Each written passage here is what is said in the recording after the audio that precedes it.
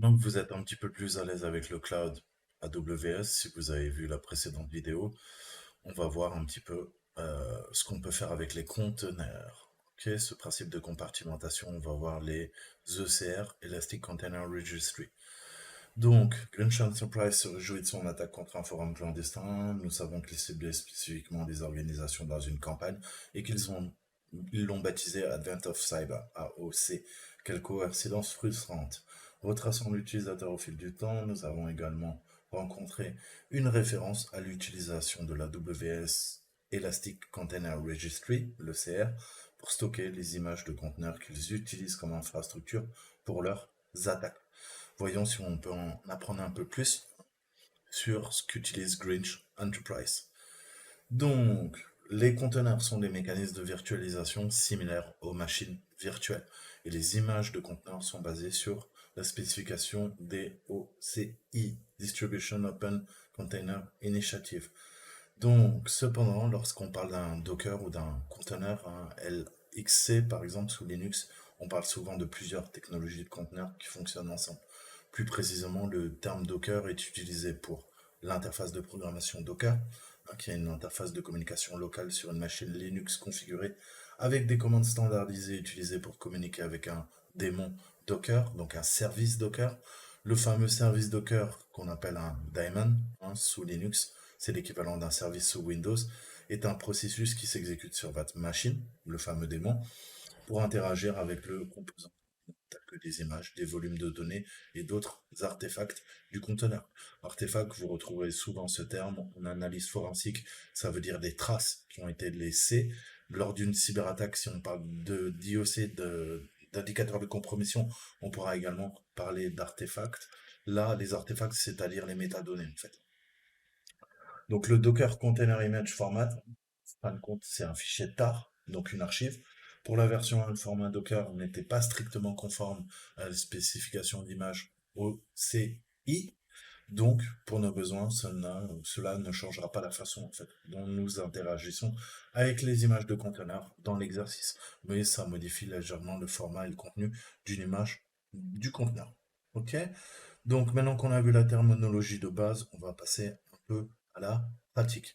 Donc aujourd'hui, on va couvrir les bases de conteneurs et de la WSECR, enregistre en ligne pour les images des conteneurs publics et privés.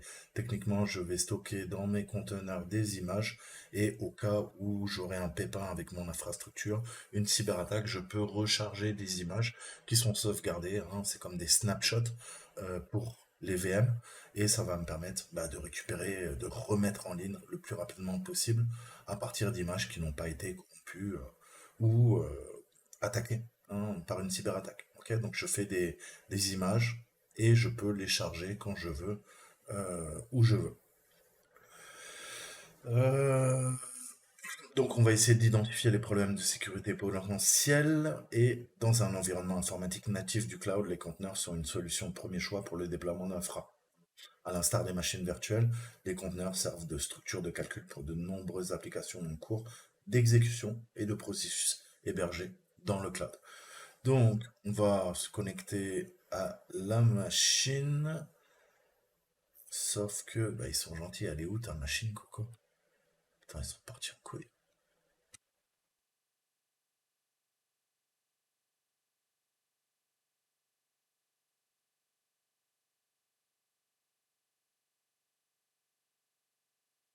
Sérieux là?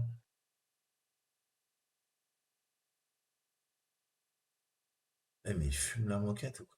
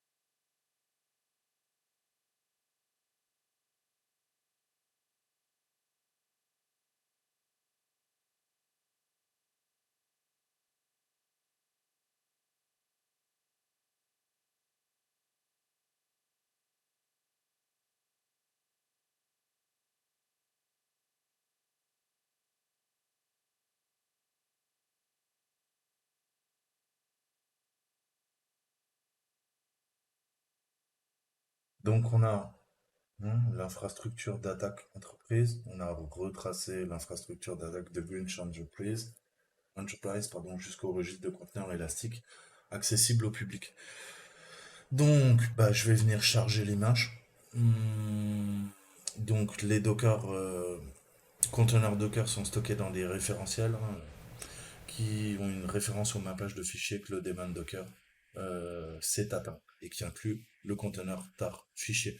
Chaque image d'un référentiel comprendra une balise d'image et les images peuvent être référencées à l'aide de leur balise ou de leur ID d'image. Donc je peux leur dire quoi? Linux, nom de la machine, elle est là. Ok. Sci-Fi, je peux lui demander la latest, la dernière version, ou je peux l'appeler directement via l'image ID. Ok. Donc on va venir télécharger, vu que je vais vous montrer comment faire le truc à partir de Kali. Alors, est-ce que j'ai la possibilité de télécharger le bazar? Oui, 219, on va la prendre.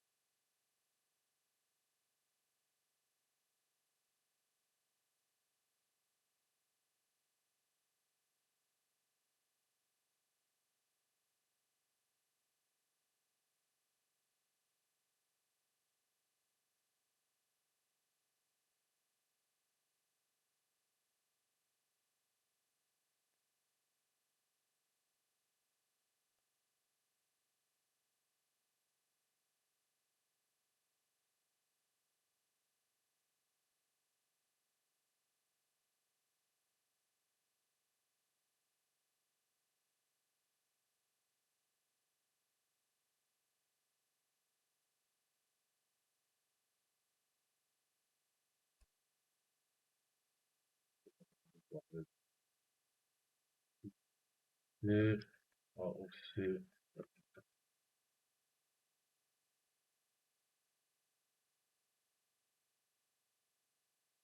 bien.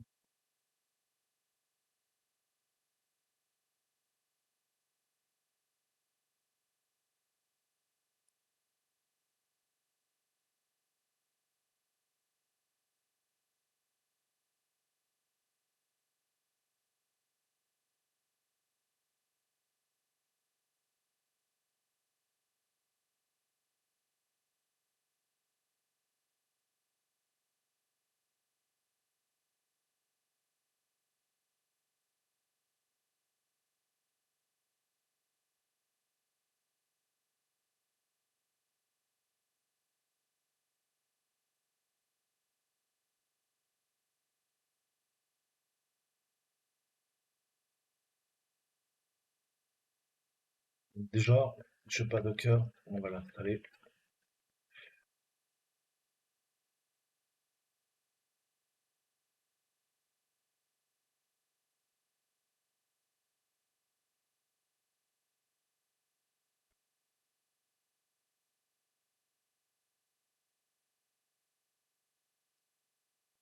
On va avoir une interface Docker maintenant. Non, ça n'a pas été lancé.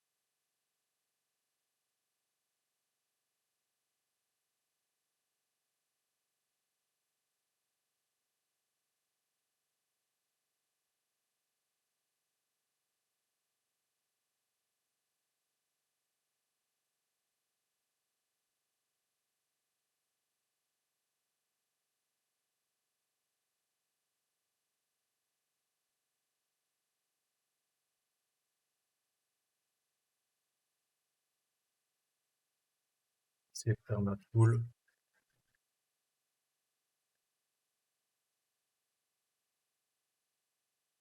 Alors, il faut le compte.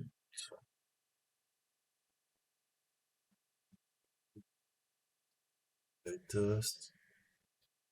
C'est pas bon. Et il faut qu'on lie la clé. Alors,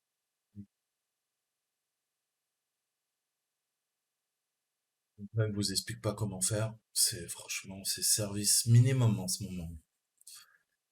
Donc, c'est celui-ci.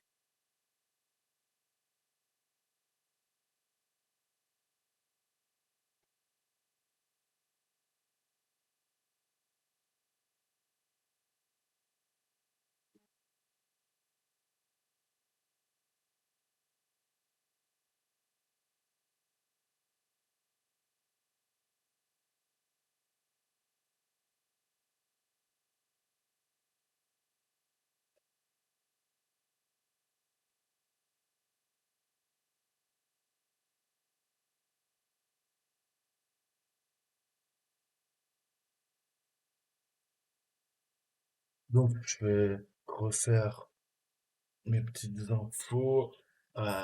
Donc,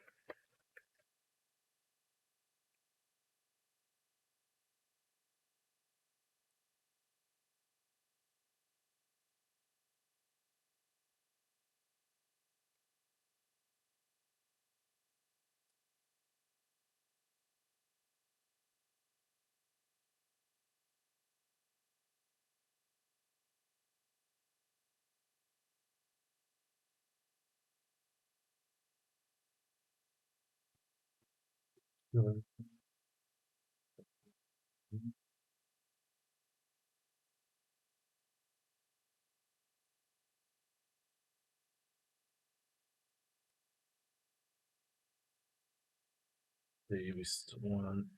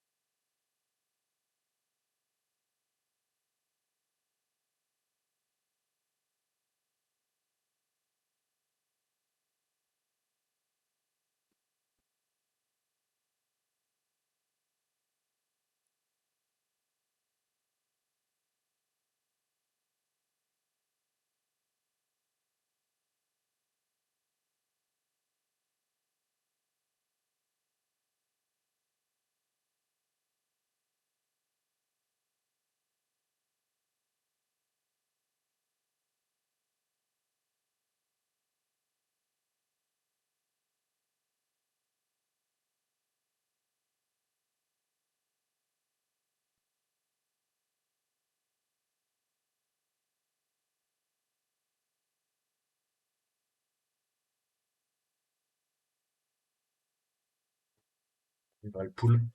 Super. On récupère l'image.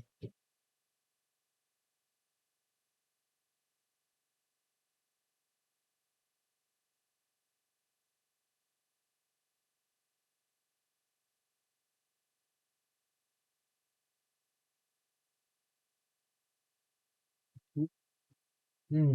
Donc ça, bah, si vous vous connectez à la machine directement dans votre navigateur, vous n'aurez pas à le faire.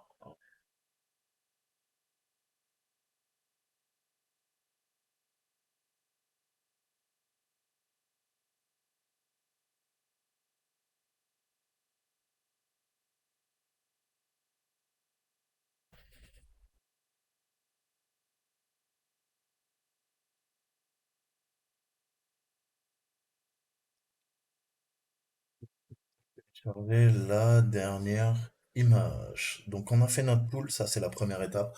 Avec Docker, si j'ai l'adresse, ok, de l'image, je peux faire un pool pour la tirer en local vers mon ordinateur. Ok, donc ça veut dire que maintenant, bah, en théorie, hein, je dois avoir ma petite image. On va l'exécuter. Pour l'exécuter, on va faire un run IT. Run IT. Et on travaille sur l'image qu'on a vue. Sudo, bien sûr, excusez-moi.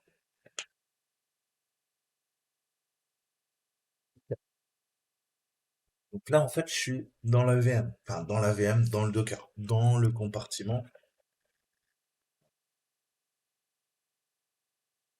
Et que, tac, il se passe des choses. D, O, ok, je vais la sim, ls, dev, mais c'est quoi? C'est des O, ok, ID, ok, je suis plus saltimbanque. Je suis dans la machine. New user, etc., etc. Donc vous voyez que là, on a chargé sans problème l'image une fois que on a fait encore le nécessaire avec la WR configure, hein, parce que j'avais effacé les fichiers. Bon, voilà, ok. On pull, on charge notre image Docker, et maintenant, quand vous lancez Docker, vous avez une nouvelle interface, hein. C'est normal que le Docker puisse communiquer avec votre machine. Vous avez maintenant ça. Donc ça, c'est l'adresse IP du Docker. OK, doc 0. Et vous voyez que en IPv6, ça a également créé une nouvelle, OK, comment dire, interface réseau. OK. Donc ça, l'IPv6, elle n'est pas utilisée. Mais ça, c'est le nom de l'interface avec un nom, un coucher d'oie. Et nous, là, on est en IPv4. Je suis en 177.0.1. Comment je sais ça? 172, pardon. C'est pas installé. Ça commence bien.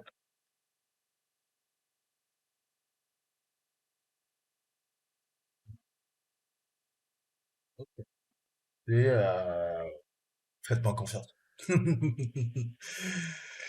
Donc voilà, on est là-dedans, on a New User. Donc un bon endroit pour vérifier ensuite, hein, une fois qu'on est sous Linux, pour les conteneurs, c'est les variables d'environnement. Vous savez qu'un système d'exploitation ne peut fonctionner sans passe, sans variable d'environnement. Et parfois, bah, ça permet de stocker des petites informations croustillantes, sensibles, des secrets pour bah, éventuellement configurer le conteneur au moment de l'exécution. Là, j'ai récupéré une machine publique, mais qui ne m'appartient pas. Ok, nous, on fait de l'analyse forensique. Je veux comprendre comment il a configuré son, son conteneur. Donc, on va faire un print pour afficher et env pour les variables d'environnement. Donc, on voit bien le no user. Je sais que le conteneur, son hostname, c'est ça. Je suis bien dans home, ça utilise Xterm. On a le pass et on a une clé API.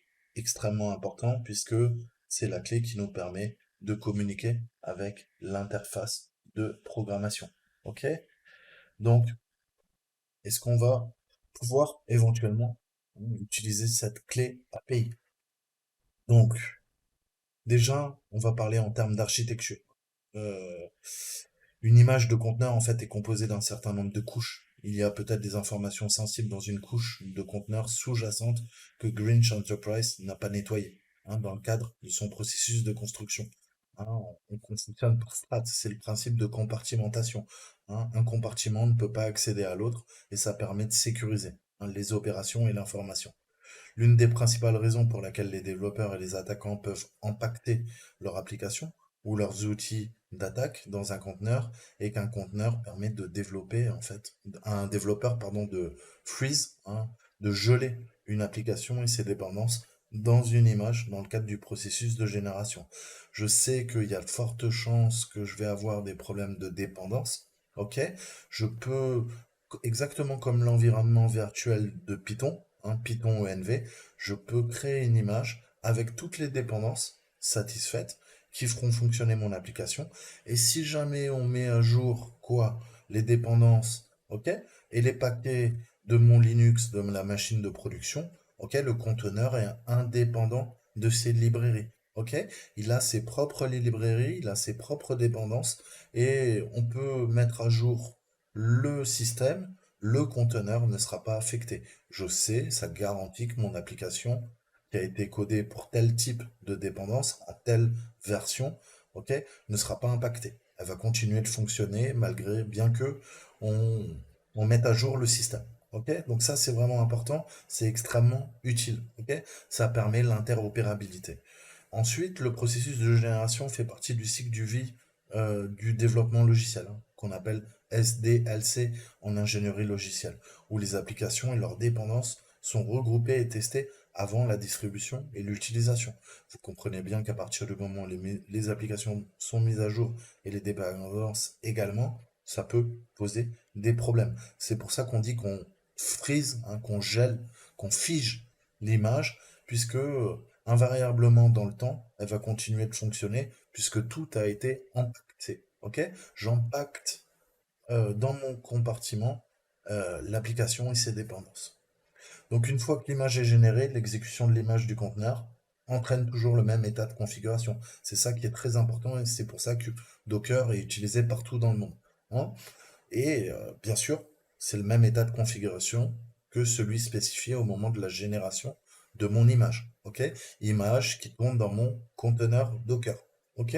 Via l'interface de programmation, l'API. Là, on vient de voir qu'on a récupéré une clé d'API. On va voir plus tard ce qu'on peut en faire. Ok? Donc, les images de conteneurs sont créées à partir d'un fichier source qu'on appelle Dockerfile.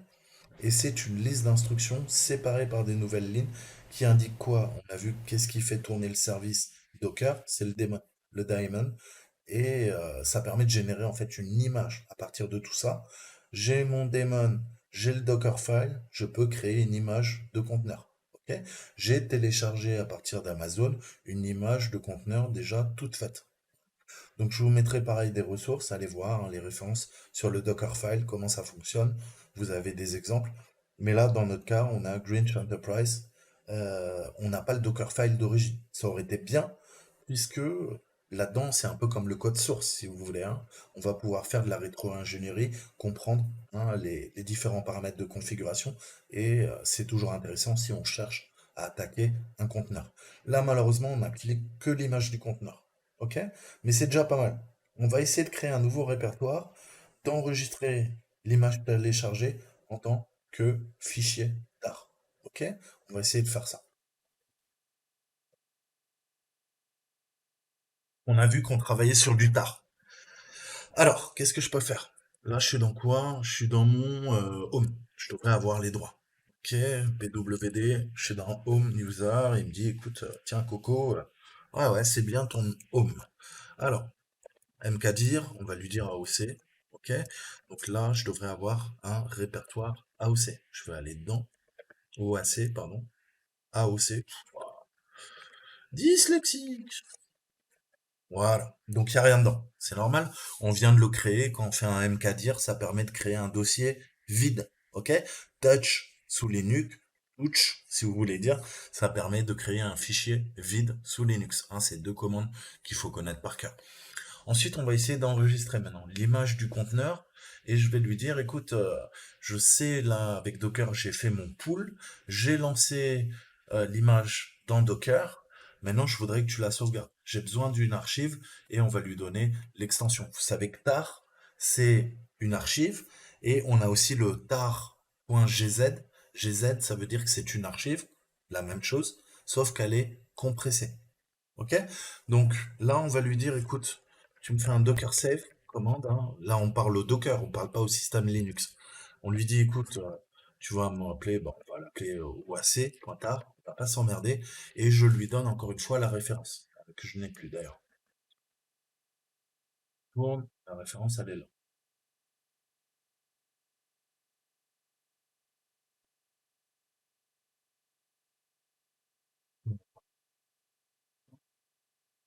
Fatigué. Ah là là, excusez-moi. Je vais me faire un petit café, je crois. Sudo mkdir, c'est sur notre machine qu'il faut faire ça. Ah, abruti!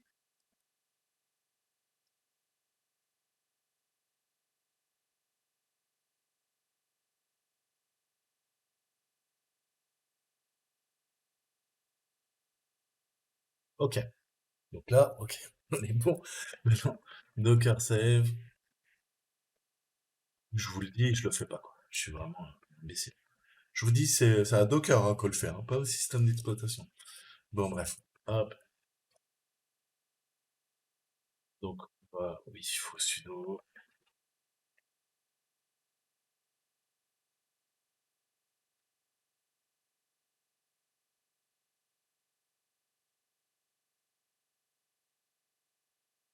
Là, vous voyez que c'est assez inquiétant quand même, hein. Sur 50 000 personnes qui font l'exercice, il y en a pas beaucoup qui ont téléchargé l'image. Ils font tous.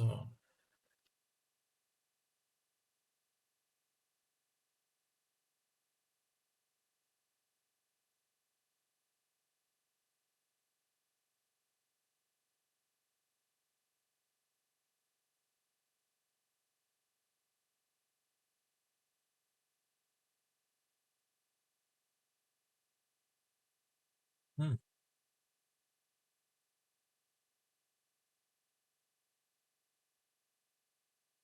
mais il a pas l'air vif, hein, bon.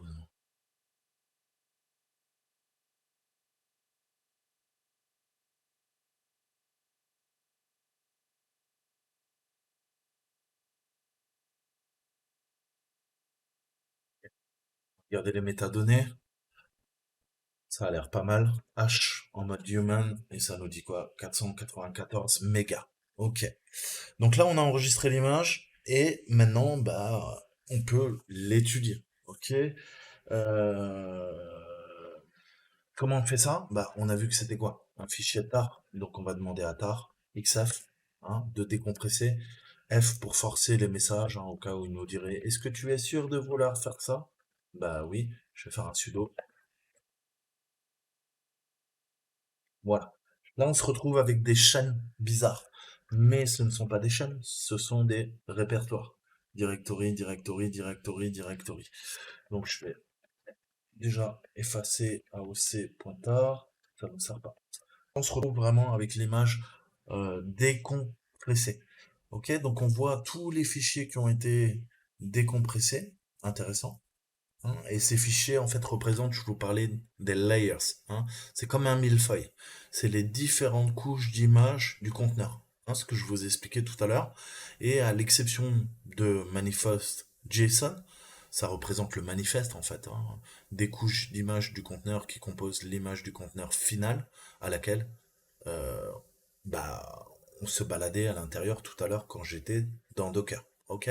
Quand j'ai fait Docker run-it plus le nom de l'image. Ok? Donc ça c'est cool. On a les informations. Maintenant il va falloir qu'on fasse quoi? Eh ben qu'on fasse euh, de l'analyse forensique. Je veux savoir qu'est-ce qui se cache là-dedans et qu'est-ce que je pourrais glaner d'utile. Donc on va vérifier qu'on a un petit programme qui s'appelle JQ.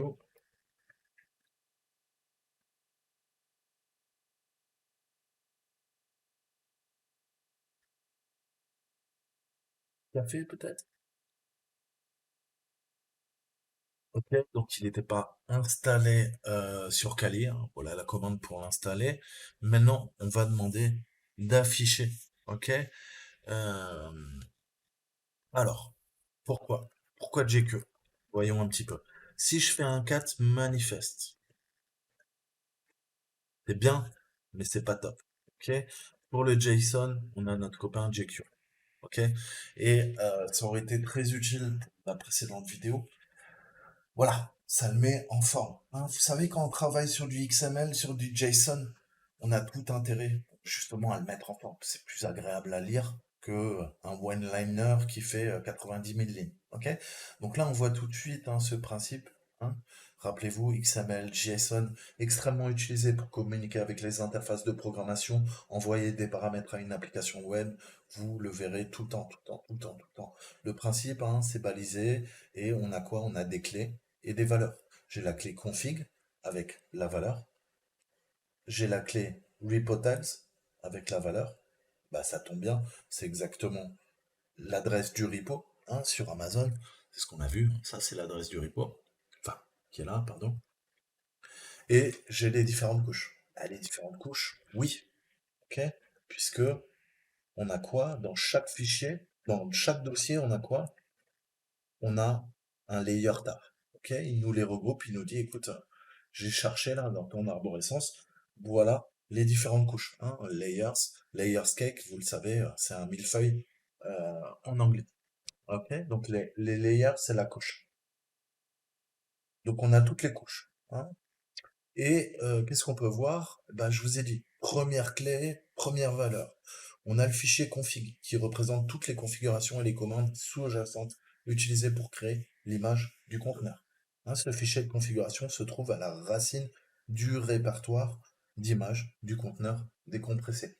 Comment je le sais ça? Ben, on va aller voir. Ok?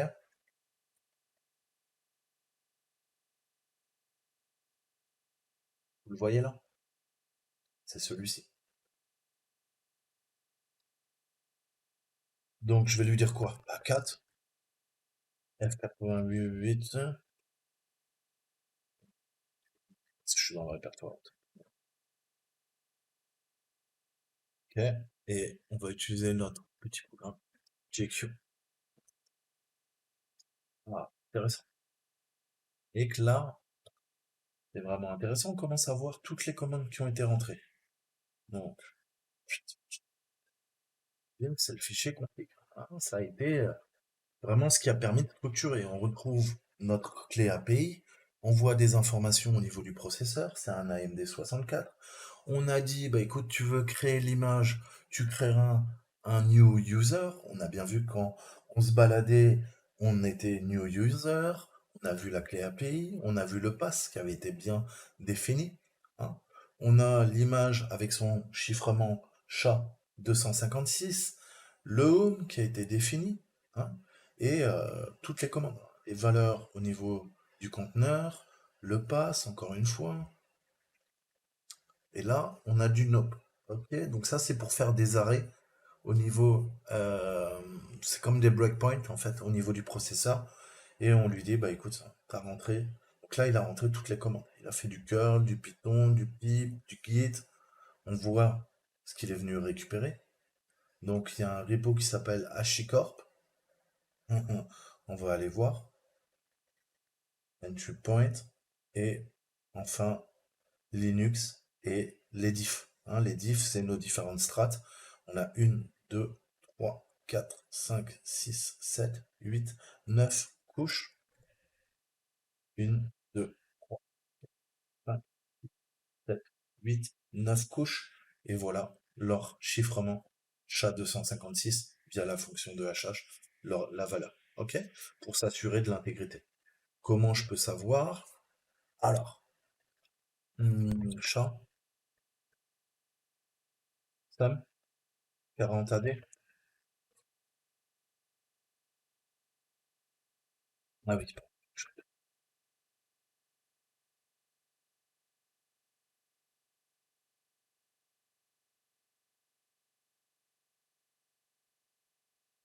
ouais, il faudrait que je décompresse le layer, ça va être un bordel.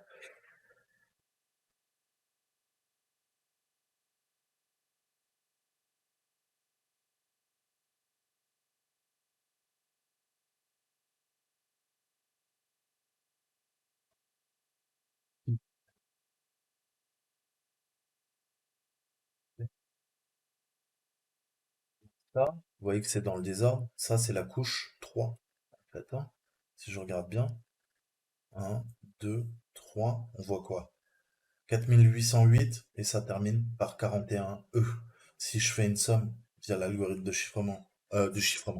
de hachage SHA-256, on voit bien les mêmes valeurs. Ok?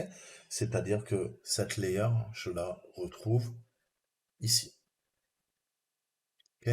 Donc ça permet de vérifier l'intégrité. Là, je sais que quoi? Que l'intégrité des données est bonne. Ok. Il n'y a pas eu de modification. Ben, comme je vous disais, c'est à ça que servent les fonctions de hachage. Ok. Ou on peut s'en servir, vous le savez aussi, pour offusquer les codes, enfin les mots de passe hein, dans une base de données pour pas les stocker en clair. On avait vu ça. Comment craquer des hashes. Ok. Donc la première section de fichier de configuration manifeste décrit la configuration finale de l'image, hein, comme je vous disais, et elle est destinée à s'exécuter sur un système hôte conteneur. Cependant, cette section suivante présente un intérêt particulier, comme je vous le disais, pour un attaquant, puisque c'est comme ça que l'image du conteneur a été construite. On voit chaque section, on a nos accolades, nos boucles, et on a des sections intéressantes qui nous donnent toutes les informations. Ok.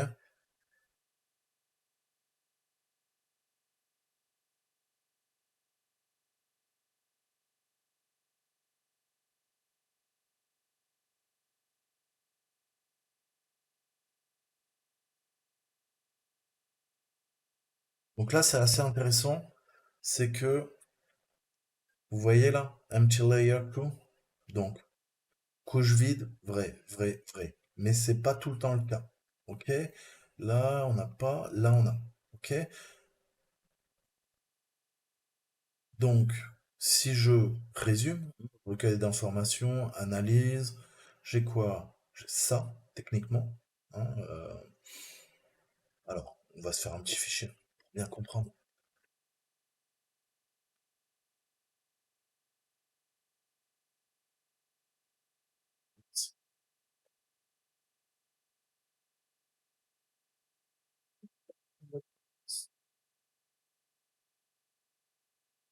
Ok, ça, c'est la première couche. Intéressant. Et on est sur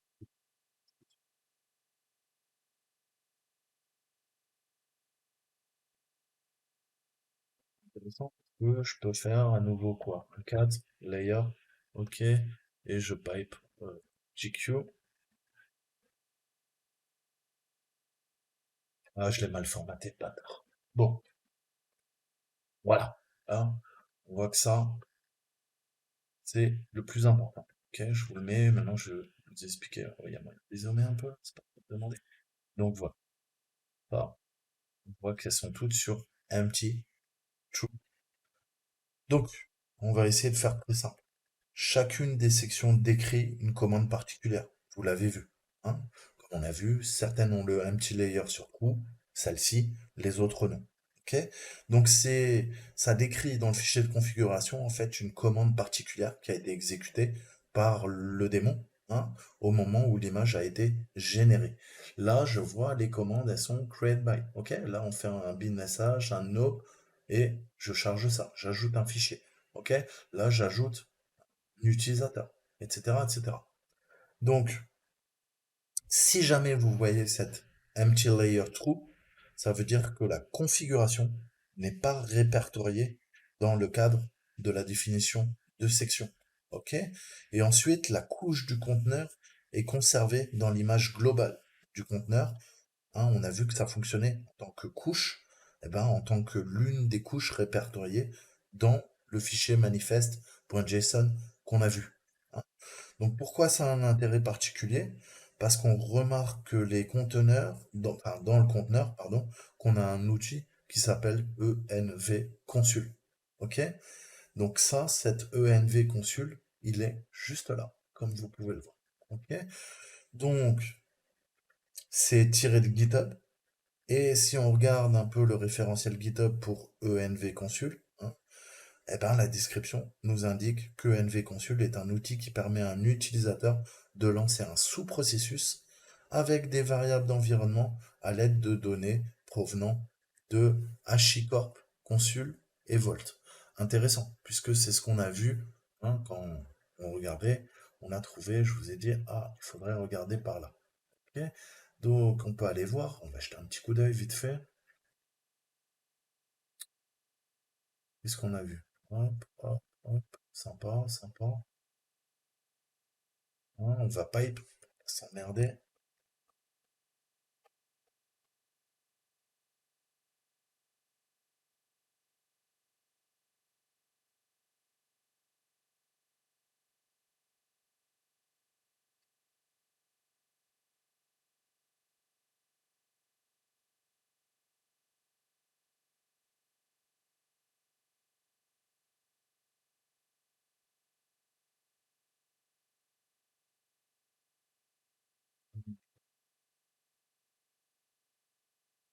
Donc si je pipe, on a dit on travaille sur 4. Sur F8 86. Ok, GQ, premier pipe, deuxième pipe, on lui met un grep sur Hachi.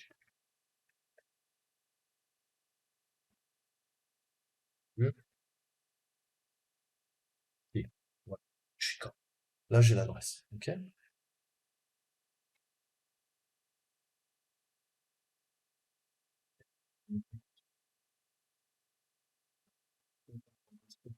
Lecture du code, du manuel, essayer de comprendre qui fait quoi.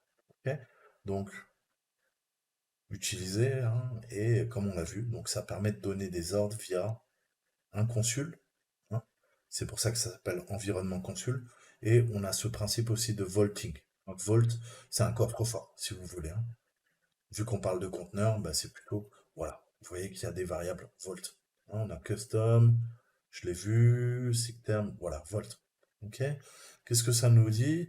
Donc ça spécifie une liste d'environnement, de variables d'environnement, pardon, qui sont exclusivement interdites, spécifiquement interdites, j'ai envie de dire, et de la liste d'environnement, enfin des variables d'environnement, de la liste des variables d'environnement des autres, hein, qui sont exposées au processus enfant. Ok. Donc si le volt est défini, chaque variable d'environnement qui correspond à un pattern donné, hein, donc qui match, grosso modo, qui correspond, ne sera pas exposé au processus enfant. Ok. Même si le processus enfant est, même si les variables d'environnement sont dans la liste d'autorisation, la liste blanche, la waitlist. Ok. Donc ces valeurs dans l'option prennent le dessus des valeurs qui sont autorisées dans la liste d'autorisation. Et ces chaînes peuvent matcher en utilisant une fonction qui s'appelle globe. Ok. Donc, vous pouvez également utiliser les wildcards. Au niveau des expressions régulières, on peut faire un deny list, utiliser une liste de déni, mais de, vous l'avez compris, d'interdiction, avec le vault underscore étoile. Donc, on voit que ce code source a été cloné depuis un répertoire racine, en fait, hein.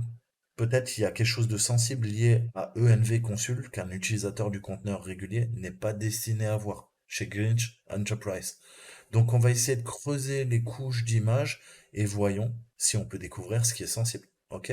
On a vu que notre conteneur fonctionne par couche. Eh ben on va faire une analyse forensique jusqu'à trouver ce qu'on nous cache. Ok.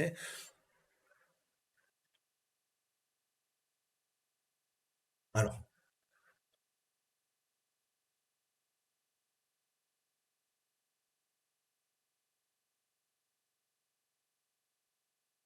ok, c'est le route qui l'a lancé. Donc, moi je suis quoi? On a vu quoi? On a vu que on crée un utilisateur, ok? On lui crée son workdir, son homedir. Donc, très clairement, c'est sûr que quoi? Que le new user, son répertoire, son homedir, son workdir, il est là. Il n'est pas dans route. Donc, il n'a pas les droits route. Donc, s'il n'a pas les droits route, naturellement, il ne peut pas accéder à ce répertoire env consul.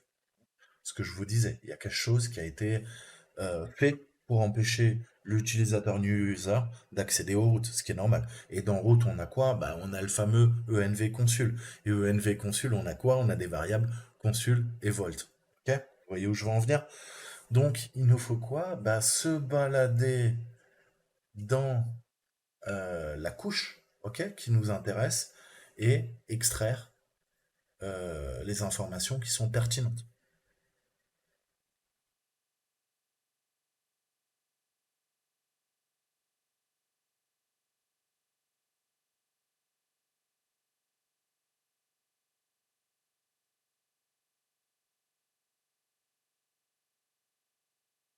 Donc, il va falloir faire de façon séquentielle. Je vais dans la première couche et bah, il va falloir, pour pouvoir lire ce qu'il y a dedans, encore une fois, il faut qu'on se fasse notre X, VF. Hein, alors le V, c'est verbeux. Si vous voulez voir, par exemple, bah, ce qui décompresse, sinon il vous l'affiche pas, vous l'avez compris. Et je vais faire un sudo, sinon ça va pas marcher. Ok. Voilà ce qui nous a décompressé. APT, DPKG, donc ok, share, CA, les certificats, SSL, LDAP, ok, des librairies SO partagées pour faire fonctionner l'application. Intéressant, mais continuons. Je ressors, je vais dans la deuxième.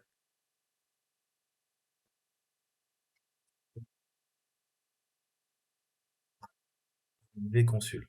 Là déjà, moi c'est envconsul qui m'intéresse. Et je vois que c'est le fameux répertoire route. Dans cette couche, dans cette strate, dans ce layer, on a des petites informations croustillantes. Ok.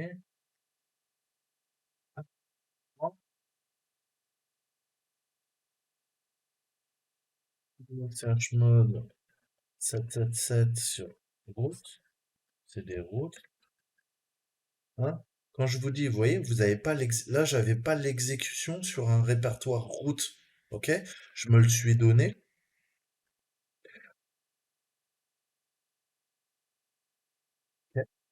Me le suis donné, maintenant je peux lister ce qu'il y a à l'intérieur.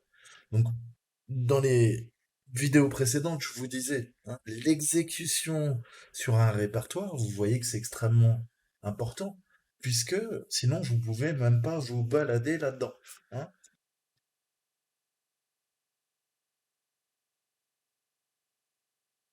Il y a plein de petites configurations avec le namespace, tout ce qui a été configuré, enfin le fichier de configuration qui permet d'utiliser tout simplement env consul.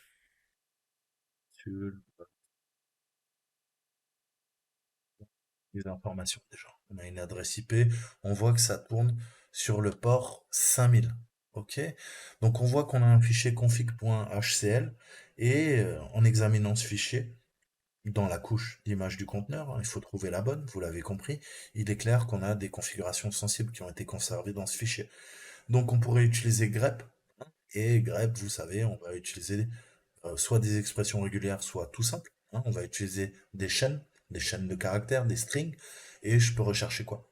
On recherche secret, un token, puisqu'on a vu que ça fonctionne avec des jetons. Donc, on peut aller chercher, on peut tout lire, non, on va pas s'emmerder. Hein. Le but, c'est de piper les commandes. Hein. C'est la puissance de Linux, et pas que des langages. Il n'y a pas que Linux qui fait ça. Donc, qu'est-ce que je peux lui dire? Je peux lui dire token. Ah, je peux lui dire secret. Ok. Je peux lui dire secret. Ok. Donc, zoom un peu. Qu'est-ce que ça me dit là? Le token, j'ai la valeur du token.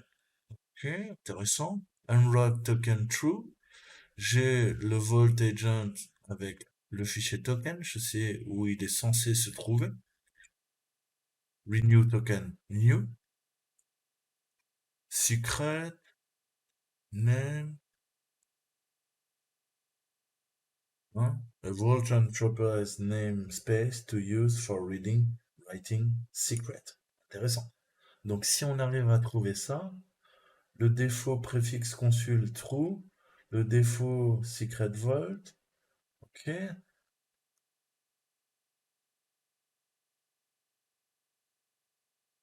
ok. Donc on récupère des petites informations, ok. Donc on voit qu'avec le token, hein, on a des informations concernant la configuration. On peut se poser la question si les développeurs de Greench Enterprise savaient que l'image du conteneur mettait en cache toutes les couches du conteneur. Ok? Donc vous voyez comment on peut attaquer de l'extérieur. Et si jamais on arrive à faire ça, vous laissez une image, mais on va faire de la rétro-ingénierie et on remonte un petit à petit, on essaye de comprendre. Hein. C'est comme une enquête criminelle et on essaie de trouver les failles dans le système pour pouvoir les exploiter. Nous, typiquement, qu'est-ce qu'on veut? On veut pouvoir abuser de l'identité de quelqu'un, trouver des jetons, trouver des mots de passe, bref, toutes les informations croustillantes qui nous permettront d'attaquer l'infra. Hein, puisque j'ai pas envie de me faire chier avec des attaques de brute force qui vont mettre 3 siècles et qui vont servir à rien. Ok? Donc vous voyez comment on renverse la situation. Hein.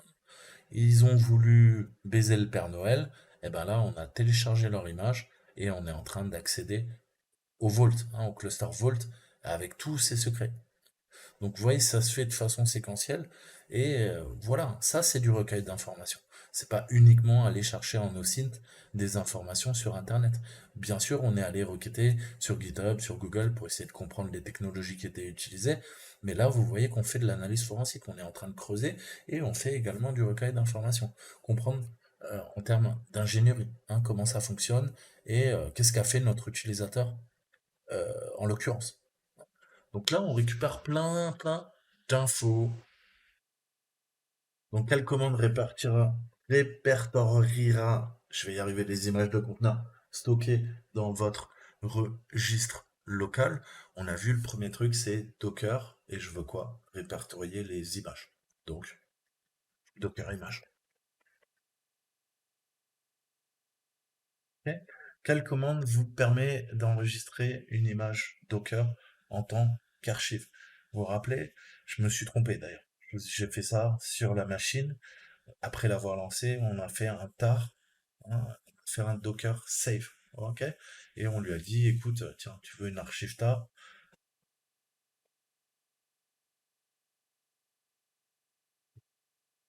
Écoute, je lui ai mis AOC, tar, et après, vous vous rappelez, on a mis l'adresse, tac, tac, tac, tac, latest, de du repo Amazon ECR Public Gallery. Ok? L'adresse était là. Donc, c'est ce qu'on a fait. Ça nous a permis d'enregistrer notre image avec quoi? Bah, avec Docker Save. Quel est le nom du fichier, y compris de l'extension de fichier pour la configuration, les balises de référentiel, les valeurs de hachage de couches stockées dans une image de conteneur manifeste. Retenez bien, .json. Ok. Et quelle est la valeur symbolique que vous avez trouvée pour notre défi bonus? Alors, voilà, quelle est la valeur du token que vous avez trouvé? C'est mal traduit. Alors, notre valeur de token.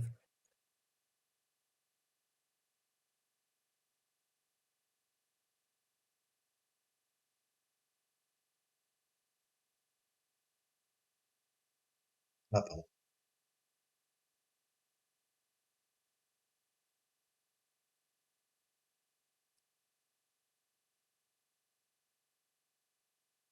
Ok. Donc, techniquement, maintenant qu'on a la valeur de token, ok, on peut devenir route sur la machine, hein, et renverser la donne. Ok?